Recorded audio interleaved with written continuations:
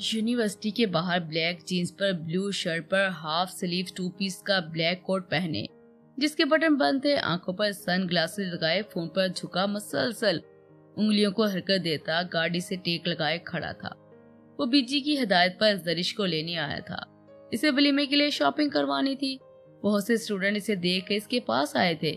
अभी भी इर्द गिर्द झूमर लगा हुआ था। कुछ इसके स्टूडेंट थे तो कुछ इस पर फिदा होने वाली लड़कियां। आज इतने दिनों बाद अपने सर को देख सब बहुत खुश हुए थे। वो यूनिवर्सिटी के अंदर नहीं गया था, इसे जल्दी थी, तभी बाहर खड़ा अपनी वाइफ का इंतजार कर रहा था। सर आप यूनी क्यों नहीं आते? प्लीज सर वापस आ जाए। वही मिस वेरी मच सर, आपका अंदाज, आपके पढ़ाने का स्टाइल, सर कोई भी आप जैसा नहीं पढ़ा सकता। बुरहान धीमा सा मुस्कुरा रहा था। इनके सवाल जैसे बढ़ते जा रहे थे। सर आप यहाँ क्यों खड़े हैं? सर हमने सुना आपने शादी कर ली है। सर कौन है आपकी वाइफ? सर यूनी क्यों छोड़ दिया आपने?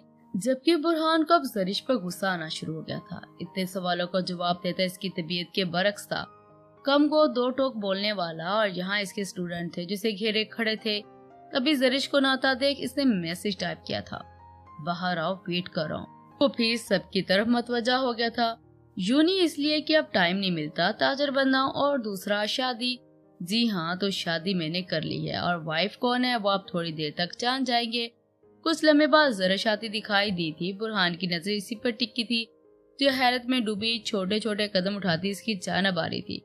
पर इर्द गिर्द लड़कियों को देखकर जरिश को तब चढ़ी थी, जो चुड़ैलों की तरह इसके शोहर को घेरे हुई थी।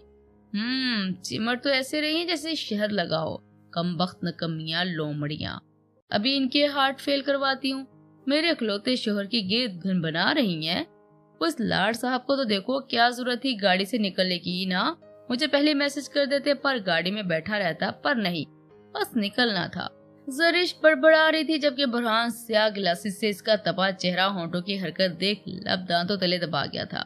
जब इर्द गिर्द घूरती साथ बुरहान को भी खा जाने वाली नजरों से घूर रही थी। वो कुछ कदम की दूरी पर रुक गई थी। जरिश का चेहरा लाल हो चुका था। इससे पहले कि वो चीख कर सबको चलता करती, बुरहान इसके सुर्ख तपे चेहरे पर नजरें गाड़े इसकी जानब आया था। सबने मुड़कर बुरहान को देखा, जो चंद कदम के फासले पर खड़ी अपनी छोटी सी जोजा मोहतरमा के पास रुका था। बुरहान ने सबकी मौजूदगी को यकसर फरामोश किए, एक हाथ इसकी कमर में डालकर अपने साथ लगाया था कि झुरमुट में यकदम खामोशी हो गई थी। Meet my wife Mrs Burhan Durani. Burhan दिलकश मुस्कुराहट लिए गोया हुआ कि वहां खड़े सब नफूस शॉक्ड हुए थे। कुछ खुश थे और कुछ हसद कर रहे थे, जबकि जरिश तो इतने सारे स्टूडेंट में बुरहान के साथ यूं खड़े होने पर शर्म से पानी पानी हो रही थी। जब मुस्कुराकर सबके सवालों का जवाब देता इसे मजीद खुद से लगाए खड़ा था। जरिश का दिल तेज तेज धड़क रहा था। सर, इसने सरगोशी में पुकारा। इसे लड़की की जलन हसद भरी को कुछ कश्मीरी नजरें खुद पर महसूस हो रही थी। सर छोड़िए, मुझे सब देख रहे हैं। जरिश इसके कान के करीब मनमनाई थी, जबकि बकायदा कांपने लगी थी। बुरहान का बाजू उसकी कमर के गिर्द लिपटा, पेट पर हाथ मजबूती से बंधा हुआ था। इसने नरम गरम लम्स की हिद्दत पर जरिश के जिस्म में सनसनाहट सी दौड़ गई थी। देखने दो। बुरहान जो जाने वाला था जानबूझकर जरिश को इम्तिहान में डाल गया था। इसकी कपकपाहट नोट कर चुका था, पर इरादा मजीद तंग करने का था। सर प्लीज चलिए। मिन्नत भरे अंदाज में वो गोया हुई थी। जरिश को अपने पांव पर खड़ा रहना मुहाल लग रहा था। वो जो हिटलर बनकर सबके हार्ट फेल करवाने वाली थी कि बुरहान का जुमला meet my wife Mrs Burhan Durani इसके गुस्से पर पानी फेर गया था। सारा गुस्सा छू हुआ था और सबकी नजरों को खुद पर महसूस कर इसके साथ चिपकी खड़ी मुसलसल होंठ काटती नजरें झुकाए खड़ी थी। बुरहान ने इसके बच्चों जैसे मिन्नत भरे अंदाज पर मुस्कुराहट दबाई और सबके मजीद सवालों की नजरअंदाज किए से गाड़ी में बैठाया। खुद घूमकर ड्राइविंग सीट पर बैठे ही गाड़ी ड्राइव वे पर डाली थी। जरिश नर्वस सी होंठ काटती घबराती सी बैठी थी। आज वो इसे पिक करने आया था। अव्वल तो वो इसकी से दूरी बनाए रखता, अगर पास आता तो जरिश को बुखला कर रख देता कि फिर पूरी शिद्दत से इसको महसूस कर दूर होता। पिछली बार इसके अमल में शिद्दत महसूस कर जरिश दूसरे रूम में आती गहरे गहरे सांस भरने लगी थी।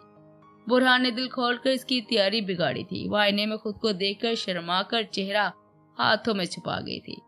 इसके बाद बुरहान की वल्हाना नजरों को खुद पर महसूस कर रही थी। वो बुरहान से दूरी बनाए हुई थी कि इसकी नजरों की शरारत चेहरे पर छाई संजीदगी जरिश की धड़कनें बढ़ा देती थी। रात भी बुरहान के सोने के बाद कमरे में आती, इसके उठने से पहले ही फ्रेश होकर चली जाती। आज वो खुद इसे लेने आया था। जरिश पर घबराहट तारी हुई थी। वो काफी देर से इसके लबों पर सितम ढाते देख रहा था। जब जरिश न रुकी तो इसे ही गाड़ी रोकना पड़ी। झटके से गाड़ी सुनसान सड़क पर रोकने के बाद जरिश ने हिजाब के हाले में लिपटा खूबसूरत चेहरा उठाए यकदम इसे देखा, जो गाड़ी को ब्रेक लगाए काली चमकदार आंखों से इसे ही देख रहा था। क्या हुआ सर? जरिश ने हैरान होकर पूछा। इतना सितम? बुरहान ने इसके लबों पर नजरें टिकाए कहा था। मतलब? बुरहान ने इसकी बात का जवाब दिए बगैर जरिश को अपनी जानब खींचा। वो झटका खाकर इस पर गिरी थी। इतना जुल्म अभी तो इनको महसूस करना बाकी है। वो गंभीर सरगोशी में बोलकर इसके सुर्ख खून छलकाते निचले होंठों को गूठे से सुलहाकर जरिश की रगों पे में करंट सा दौड़ गया था। इसके मुंह से हल्की सी सिसकी निकली थी। इसे अब पता चला था कि वो सोचों में गर्क अपना होंठ कुचलती जख्मी कर बैठी थी। बुरहान इसके लबों को फोकस में लिए हुए था, जबकि जरिश की पलकें लर्ज उठी थी। वो होंठ कपकपा गए थे। इसके लबों पर इसके ही दांतों के निशान वाज़ेह हो चुके थे। अभी तो तशनगी मिट्टी नहीं, इनका जाम पीना है। और तुम? बुरहान ने एक हाथ इसकी कमर में डालकर बहुत पास किया था। बात अधूरी छोड़कर जब्त खोता शिद्दत से भरपूर गुस्ताखी कर बैठा था। इसका एक हाथ जरिश की गर्दन पर, दूसरा कमर पर रेंग रहा था। जरिश तो मानो जामद हो गई थी। इसे समझ नहीं आ रहा था वो क्या करे। बुरहान इस पर हावी हो रहा था, जबकि वो इसके करीब आता इसकी सोचों में इस रात फोन पर किसी की मोहब्बत के एतराफ की बातें बस लिए घूमी जा रही थी और वो उलझ कर रह जाती। वो खुश थी, बहुत खुश थी कि वो इसकी तरफ पलट रहा है, पर वो दुखी थी कि अब वो मोहब्बत नहीं करता इससे, तो फिर क्यों करीब आ रहा है। मुख्तलिफ सोचों ने दिमाग में डेरे जमा लिए थे। मैं इसे खुद से मोहब्बत करने पर मजबूर कर दूंगी। बुरहान मेरा शोहर है, इसके दिल दिमाग और ख्यालों में मेरा ही कब्जा होगा। मैं इसके दिल से बेनाम मोहब्बत को निकाल फेंकूंगी। अगर वो मेरी तरफ आ रहा है तो ये निकाह का असर है। हाँ, निकाह दो अनजान लोगों के साथ मिलाकर इनमें हलाल रिश्ता वाबस्ता कर देता है। इसमें इतनी ताकत होती है कि वो अपने पार्टनर की तरफ खींचा चला जाता है। सोचों में खुद से सवाल करती वो भूल चुकी थी कि बुरहान इसके कितने करीब आ चुका है। बुरहान सब भूले इस पर झुका तश्क नहीं मटा रहा था। इसी दौरान वह जरिश को अपने करीब इतना करीब कर चुका था कि दोनों के दरमियान हवा भी ना गुजर सके। जरिश की धड़कनें बढ़ी थी। बुरहान इसकी धड़कनों की आवाज बाखूबी सुन रहा था। वह खामोश बगैर किसी मज़ाहमत के इसके गिर्द हसार बांध गई थी। इसकी पेशरफ्त इसके लिए मजीद दिक्कत का बाइस बनी थी कि बुरहान अब इसकी सांसों में अपनी खुशबू छोड़ने के बाद इसके कंधे पर झुका था। जरिश की सांस सीने में उलझ चुका था। वह कंधे से गर्दन तक का सफर करता इससे पहले कि वह जरिश के 14 तबक रोशन करता। फोन की घंटी ने दोनों को फसूखेज लम्हात से बाहर निकाला था। जरिश जल्दी से पीछे होती दरवाजे के साथ लगकर बैठी फूली सांसें हमवार करने लगी थी। बुरहान मुस्कुराती नजर इस पर डाले काल यस कर एयरपोर्ट कान में लगाए मैनेजर से बात करने लगा था। साथ में गाड़ी स्टार्ट कर दोबारा से रोड पर डाल दी थी। इसे वलीमे वाले दिन ही इसकी मीटिंग का याद दिलाया गया था कि इसे शाम की फ्लाइट से लंदन जा रहा है। बुरहान ने सुनकर लब भेजे और ओके कहा था। एक नजर जरिश पर डाली जो विंडो से बाहर देखती इससे फासला कायम किए बैठी थी। आज के बाद इनको जख्मी न देखूं। बुरहान सामने देखकर भारी आवाज में बोला था कि इसे जरिश की हरकत नागवार गुजरी थी। जरिश ने बाहर के नजारों से निगाहें हटाकर इसकी जानब देखा जो संजीदा सा सामने देख रहा था। इसके चेहरे पर हैरानगी देख बुरहान ने एक हाथ इसके स्टीयरिंग पर थामा, दूसरा इसे बाजू से खींचकर पास किया था। इतना शौक है तो मुझसे कहना, मैं किस ले लूं? बुरहान ने सरगोशी में कह के इसके सर पर लब रखे थे। फिर ड्राइविंग की तरफ तवज्जो मबसूल की थी, जबकि इसकी बातों, इसका लम्स, इसका धौंस भरा लहजा, इसकी इनायतों पर जरिश का चेहरा सुर्ख अनारी की मानद हो गया था। भरे भरे गुलाबी गाल दहकने लगे थे। जाज़ब हमेशा की तरह रिंग को फिंगर पर घुमाए टहलता अपनी बहन शैला चच्ची सजल सोमी के साथ लेकर मॉल आया था।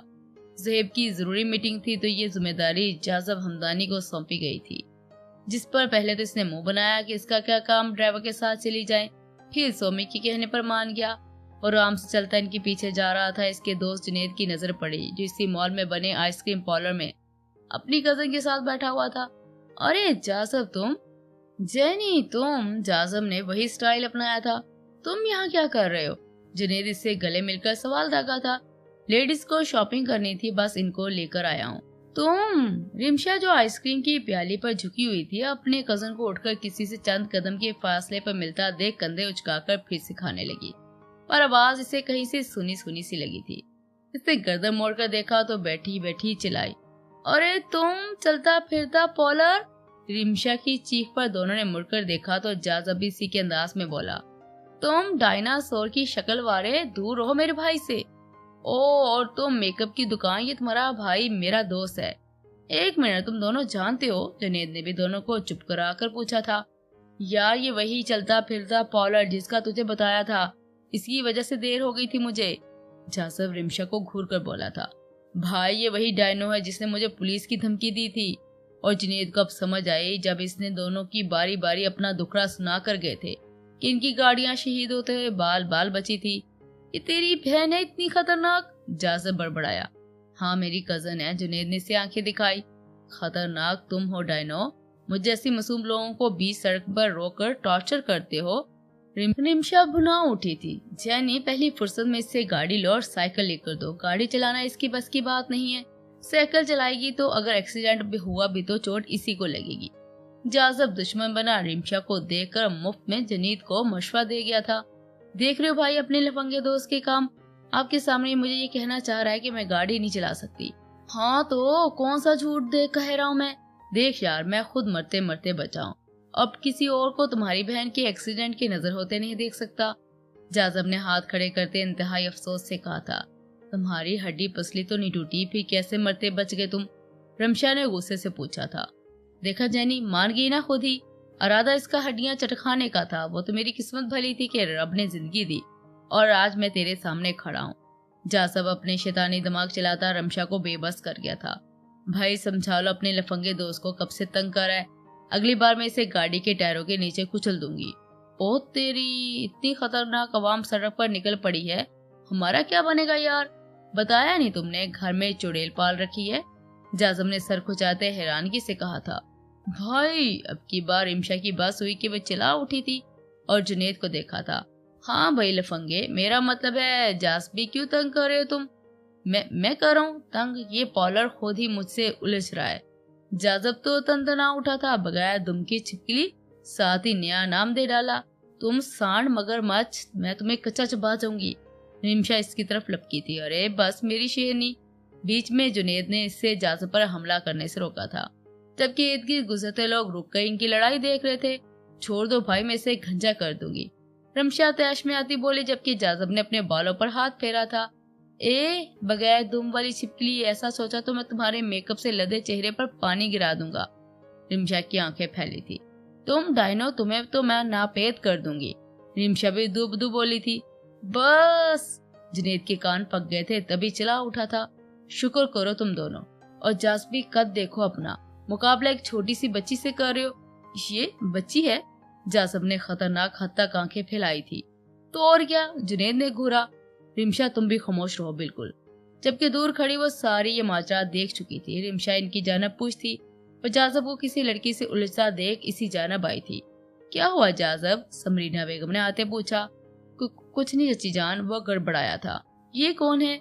चची जान, ये मेरा दोस्त जुनेद था और ये बस इसकी बहन रमशा। जाज़ब ने तारफ करवाया था और फिर जुनेद से सबका तारफ करवाया था। माशाल्लाह, बहुत ही प्यारी बच्ची है। समरीना बेगम ने रमशा के सर पर हाथ रखा था, जबकि जाज़ब ने मुस्कुराहट दबाई थी। रमशा इसकी मुस्कुराहट का मतलब बाखूबी जानती थी, पर इनका ख्याल कर खामोश रही। सब आपस में मिलकर बहुत खुश हुए थे, जबकि समरीना बेगम ने इनको वलीमे की तकरीब पर मदऊ किया था। साथ रिमशा को भी जरूर आने का कहा था। रिमशा को भी सजल और शहला अच्छी लगी थी, इसलिए इनके असरार पर मान गई थी। रमशा और जाज़ब के दरमियान जंग बंदी इनकी फैमिली की वजह से हुई थी, पर यह आखिरी नहीं थी कि अब वलीमे पर भी यकीनन इनकी फाइटिंग वाली जंग होना थी।